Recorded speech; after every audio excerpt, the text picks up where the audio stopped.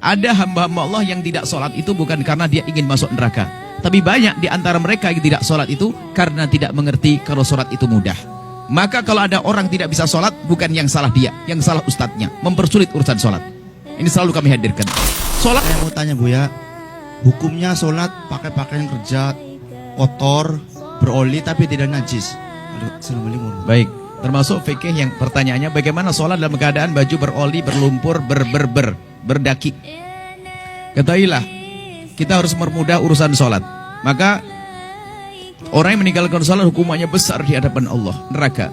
Tapi kami yakin bahwa ada hamba-hamba Allah yang tidak sholat itu bukan karena dia ingin masuk neraka. Tapi banyak di antara mereka yang tidak sholat itu karena tidak mengerti kalau sholat itu mudah. Maka kalau ada orang tidak bisa sholat, bukan yang salah dia, yang salah ustadznya, mempersulit urusan sholat. Ini selalu kami hadirkan. Sholat memang sebisa mungkin ada sempurna dengan baju. Sempurna. Baju rapi, pakai sorban, pakai sunnah meletakkan sesuatu di pundak, penutup kepala, baju rapi, pakai minyak harum dan sebagainya. Itu kesempurnaan. Anda sholat berjamaah di masjid, kesempurnaan. Cuman kan tidak semua orang seperti itu bisa. Mungkin di tengah sawah, mau sholat duhur pulang jauh, bajunya kotor, kena najis, tinggal nyebur di sungai saja, naik sudah suci kok.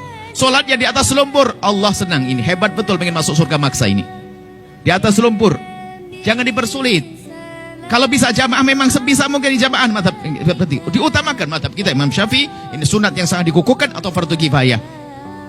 Madhab Imam Ahmad mengatakan wajib. Anggap saja ini adalah keutamaan, itu saja, jelas. Kemudian termasuk pakai oli sah. Cuman diibu kalau bisa ganti yang bagus. Aduh repot. Ya jangan sampai tidak sholat. Sholat di atas oli yang lagi mengalir, sah sholatnya. Hebat, jidatnya berbau oli. Jangan tinggalkan sholat. Karena meninggalkan sholat adalah dosa besar, dosa besar, dosa besar. Anda sholat, maka jangan persulit urusan sholat. Mekena, tidak harus pakai mekena khusus. Ini menutup aurat sudah sah. Kaos kaki saja, pakai kaos kaki. Kalau kaos kaki tidak punya, pinjam sarung suami. Suaminya di rumah. Nah, sudah begini nggak harus pakai mekena khusus. Tidak harus putih mekena, asalkan menutup sekujur tubuh kecuali wajah dan telapak tangan. Telapak tangan boleh terlihat. Tolong permudah urusan sholat. Tidak harus pakai digelar di mana saja. Ini sah sholat di sini. Ini tidak najis. Siapa bilang najis? Bumi Allah semuanya suci, baru akan berubah menjadi najis kalau Anda yakin melihatnya. Ada orang kencing di sini nggak? Ada yang lihat kencing di sini? Dipel atau belum? Ini pernah dipel atau tidak? Nggak tahu kan? Aslinya bumi Allah suci atau tidak? Biarpun tidak dipel berarti tidak akan berubah menjadi najis kecuali ada jamaah kencing di sini berdiri. Pernah lihat atau tidak? Karena tidak pernah melihat, ini suci. Sholat di sini sah, nggak usah pakai sajadah. Sah sholat, nggak usah pakai sajadah. Di jalan raya juga sah, polisi yang ngamuk. Jadi jangan bikin susah sholat itu. Di mana saja, lumpur suci. Ada orang mungkin punya baju bagus, beli baju satu dosen pulang dari Korea, bajunya hem putih bagus semuanya. Cuman makainya sebulan sekali, satu Januari 1, Februari 1. Daki hitam, baunya luar biasa. Sah enggak pakai sholat? Sah enggak pakai sholat? Sah, cuman kotor. Tolong permudah sholat, jangan bersulit sholat. Boleh, hebat. Bahkan tak taunya kerja di bengkel pakai belepotan semuanya. Masya Allah.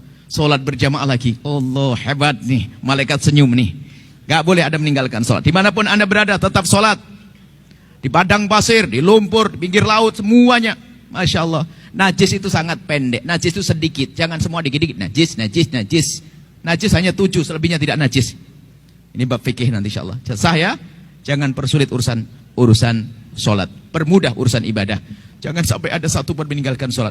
Maka termasuk kemudian yang perlu kami hadirkan, mengkosor sholat tadi, mohon maaf. Saya itu lupa, kalau ini banyak pendatang, saya pikir ini orang tinggal di sini semuanya. Maka saya ngomong, gimana sholat yang pertamanya? Sempurna atau kosor? Saya pikir Anda tuh orang sini semuanya.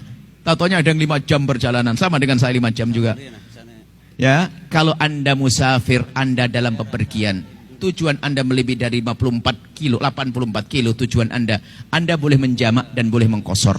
Mengkosor itu menjadikan duhur 2 rakaat, asar 2 rakaat. Bahkan dalam madhab kita Imam Syafi'i, mengkosor sholat itu lebih bagus pahalanya. Sudah enak korting 2, pahalanya gede. Jangan ragu yang demikian itu. Jangan sok, saya masih kuat kok, gampang mampir masjid juga gampang. Nah, bukan gitu. Patuh kepada petunjuk itu lebih penting. Jelas ya? Permudah urusan sholat ya. Wallahu alam bisawab.